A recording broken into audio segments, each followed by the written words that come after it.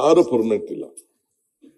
So ಇವತ್ತು ನಮ್ಮ ಗೆಳೆಯ ಸುಧಾಕರ್ ಅವರು ಕೂಡ ನನಗೆ ಅಪಾರವಾದಂತ, ನಾನು ಇಷ್ಟು ಜಲ್ದಿ ಆತನ ಅಭ್ಯಾಸ ಕೂಡ ನನಗೆ ಅಷ್ಟು ಬಹಳ ಆತ್ಮೀಯನಾಗಿದ್ರು ಕೂಡ ಅರಿವಿರ್ಲಿಲ್ಲ ನನಗೆ. ಬರೀ ಕಾಲ್ ಆಪರೇಷನ್ ಮಾಡಿಸ್ಕೊಂಡು ಹೋಗ್ತೀನಿ ಅಂತೇಳಿ ನಮ್ಮ ಕೆಲವು ಸ್ನೇಹಿತರು ಡಾಕ್ಟರ್ಗಳು ಒಂದಿಬ್ರು ಮೂರು ಜನ ಸೇರಿ ಹೋಗಿ ಸೇರ್ಕೊಂಡಿದ್ದಷ್ಟೇ. ನೋಡಿದ್ರೆ 3ನೇ ದಿನ 4ನೇ ದಿನ ಆತ ಸಿಗರೇಟ್ ಸೇರ್ತಾನೆ ಅನ್ನೋದು ಕೂಡ ನನ್ಗೆ ಗೊತ್ತಿಲ್ಲ. ಸಿಗರೇಟ್ ಸೇರೋ ಅಭ್ಯಾಸ ಕೂಡ ಐತಂತೆ. ಸಾಯಂಕಾಲ ಸೇರ್ತಿದ್ವು ಕೆಲವು ಸಂದರ್ಭದಲ್ಲಿ. ಆಗ ಬೇಕಾದಷ್ಟು ಚರ್ಚೆಗಳು ವಿಚಾರಗಳೆಲ್ಲ ನಡೀತಾ ಇತ್ತು. ಬಹಳ ಪ್ರಯತ್ನ ಮಾಡ್ದು ಆತನ ಉಳಿಸ್ಕೊಳ್ಬೇಕು ಅಂತೇಳಿ, ಬೇಕಾದಷ್ಟು ಹತ್ರ ಚರ್ಚೆ ಮಾಡ್ದು.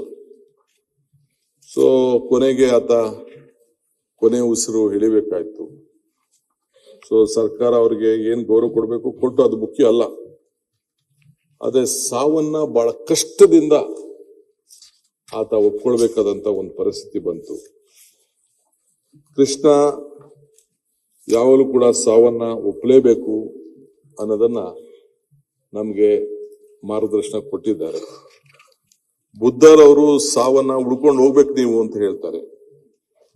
ಸಾವಿಲ್ಲದೆ ಮನೆನೇ ಇಲ್ಲ, ಸಾಸಿವೆ ತೆಗೆದುಕೊಂಡು ಬಾ ಸಾವಿಲ್ಲದೆ ಹೋದ್ ಮನೇಲಿ ಅಂತ ಹೇಳಿ ನಮ್ಗೆ ಮಾರ್ಗದರ್ಶನ ಕೊಟ್ಟದ್ದು ಕೂಡ ನಾವೆಲ್ಲ ನೋಡಿದ್ದೇವೆ.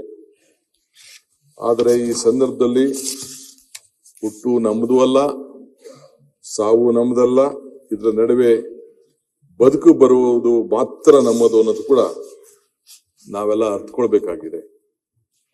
ನಾನು ಗೆಳೆಯ ಸುಧಾಕರ್ ಅವರ ಮರಣದಲ್ಲಿ ಸಾರ್ಥಕತೆಯನ್ನು ಕೂಡ ನಾನು ಕಂಡಿದ್ದೇನೆ.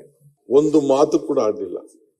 ನಿನಗೋಸ್ಕರ ನಾನು ಪೋರ್ಟ್ಫೋಲಿಯೋನೇ ಇಲ್ಲದೆ ನನ್ನ ಕೆಲಸವನ್ನ ಮಾಡ್ಲಿಕ್ಕೆ ನಾನು ಬದ್ಧನಾಗಿದ್ದೇನೆ ಅನ್ನೋ ಒಂದು ಶಿಸ್ತು ನನ್ನ ಮಿತ್ರ, ಆತ್ಮೀಯ ಮಿತ್ರ ಸುಧಾಕರ್ ಅವರಲ್ಲಿತ್ತು.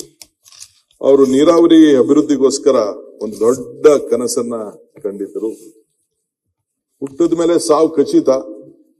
ನಾನು ಆಗಾಗ ಹೇಳ್ತಾ ಇರ್ತೀನಿ, ಮನುಷ್ಯನ ಹುಟ್ಟು ಆಕಸ್ಮಿಕವಾದ್ದು, ಸಾವು ಅನಿವಾರ್ಯ, ಜನನ ಉಚಿತ, ಮರಣ ಖಚಿತ ಅಂತ ಅನೇಕ ಸಂದರ್ಭದಲ್ಲಿ ಇಲ್ಲಿ ನಾನು ಮಾತಾಡಿದ್ದೀನಿ.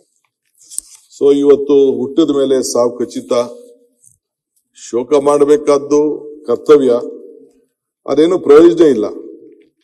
ಆದ್ರೆ ಅವರ ಪ್ರಮುಖವಾದಂತ ಕನಸುಗಳು, ಯೋಜನೆಗಳು ಆ ಜಿಲ್ಲೆಗೆ, ನೀರಾವರಿಗೆ ತಮ್ಮ ಜೊತೆಯಲ್ಲಿ ಕೈ ಜೋಡಿಸಿ ನೀರಾವರಿಗೆ ಏನು ಮಾಡಿದಂತ ಶ್ರಮ ಇದೆಯಲ್ಲ, ಅದು ನಿಜವಾಗ್ಲೂ ನಾನು ಒಪ್ಪಲೇಬೇಕಾದ್ದು. ಪ್ರತಿ ಹಂತದಲ್ಲೂ ಕೂಡ ನನ್ನ ಕೊನೆಗೆ ಆ ಜಿಲ್ಲೆಯಲ್ಲಿ ಇರುವಂತಹ ಒಂದು ನೀರಾವರಿ ಯೋಜನೆಗೆ ನನ್ನ ಕೈಯಲ್ಲಿ ಹೋಗಿ ಟ್ರಯಲ್ ರನ್ ಮಾಡಿಸ್ಬೇಕು ಅಂತೇಳಿ ಅವರು, ರಘುಮೂರ್ತಿಯವರು, ನಮ್ಮ ಪಪ್ಪಿಯವರು, ನಮ್ಮ ಗೋವಿಂದಪ್ಪನವರು ಆ ಟ್ರಯಲ್ ರನ್ ನನ್ನ ಕೈಲಿ ನಾನು ಕೂಡ ಒಂದು ಏನು ಆ ಸಣ್ಣ ಒಂದು ನೀರಾವರಿ ಯೋಜನೆ ಇದೆ, ಅವರ ಹೆಸರನ್ನ ನಾಮಕರಣ ಮಾಡಬೇಕು ಅಂತೇಳಿ ನಾನು ನಿರ್ಧಾರವನ್ನು ಕೂಡ ನಾನು ಮಾಡಿದ್ದೇನೆ.